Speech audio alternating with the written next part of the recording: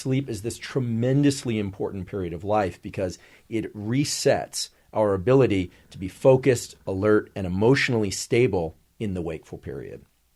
So we can't really talk about wakefulness, focus, motivation, mood, well-being without thinking about sleep.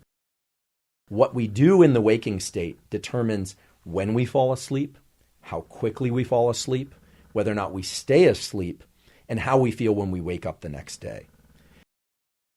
What you want to do is get sunlight in your eyes as close to waking as possible. These neurons don't know sunlight per se. They don't know sunrise or sunset for that matter. They don't know artificial light from sunlight. What they respond best to, however, is the quality and amount of light that comes in when the sun is low in the sky. So if you wake up and you look at your phone or your computer or you flip on a bunch of artificial lights, will these cells be activated? And the answer is sort of. They'll be activated, but not in the optimal way. What you want to do is get sunlight in your eyes as close to waking as possible. The key is to get that light energy from sunlight, ideally, into your eyes. It's critically important that you get outside to get this light. It's 50 times less effective to view this sunlight through a window, through a car windshield, or through a side window of a car than it is to just get outside with no sunglasses and view light early in the day. You want as little light coming into your eyes, artificial or sunlight, after, say, 8 p.m. And certainly you do not want to get bright light exposure to your eyes between 11 p.m. and 4 a.m. Overhead fluorescent lights would be the worst. That would be the worst case scenario.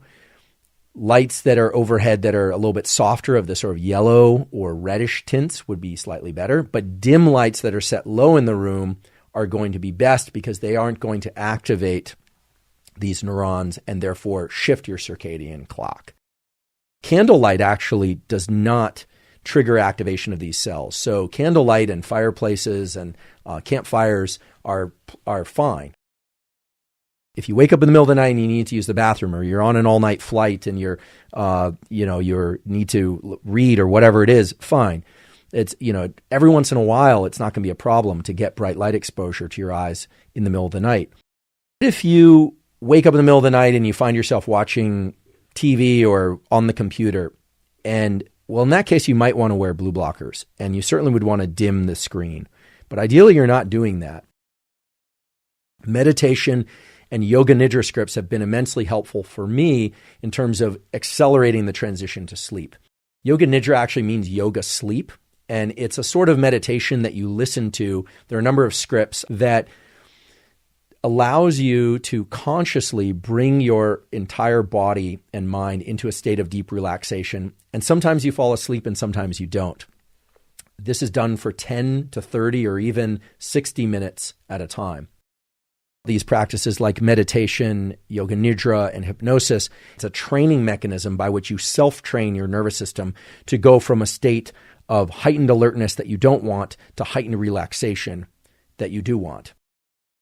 When you have trouble falling asleep, you need to look to some mechanism that involves the body.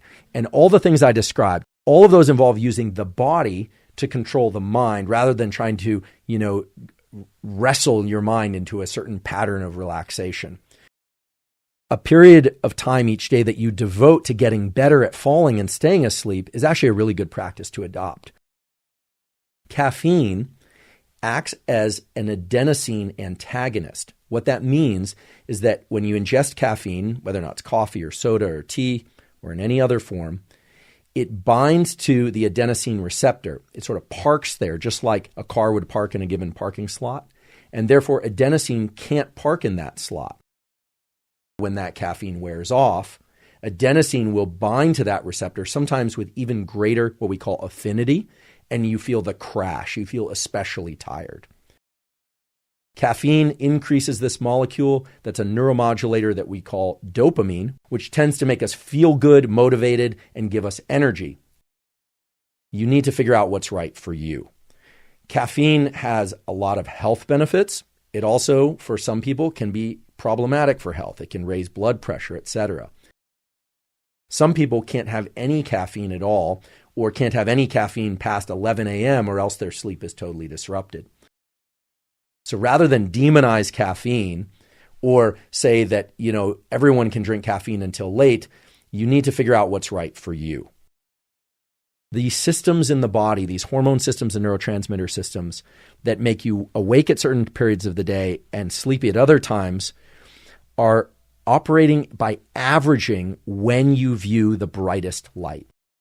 If you can provide them consistent light anchors early in the day and in the evening and avoiding light at night, you will be amazed at the tremendous number of positive effects that can come from that at the level of metabolic factors, hormones, and just general feelings of well-being.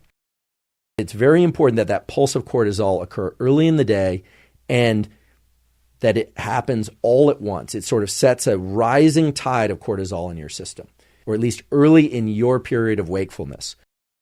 There's always a lot of questions about how long, how much, how do I know if I've had enough? You'll know because your rhythm will start to fall into some degree of normalcy. You'll start to wake up at more or less the same time each day. You'll fall asleep more easily at night. Generally, it takes about 2 or 3 days for these systems to align. So if you've not been doing these behaviors, it's going to take a few days, but they can have tremendous benefits and sometimes rather quickly on a number of different mental and physical aspects of your health. If you're having trouble waking up early and feeling alert early in the day, you definitely don't want to get too much light exposure or any light exposure to your eyes late in the evening and in the middle of the night, because it's just going to delay your clock more and more. Most people are not familiar with what it is to sleep really, really well on a consistent basis. And when you start doing that by controlling your sleep environment, right? Get the proper sleep surface, get the proper pillow, get the temperature in the room right, get your light exposure right, start timing your exercise at normal periods or times throughout the day and week. It's amazing how many other biological systems just naturally fall in line.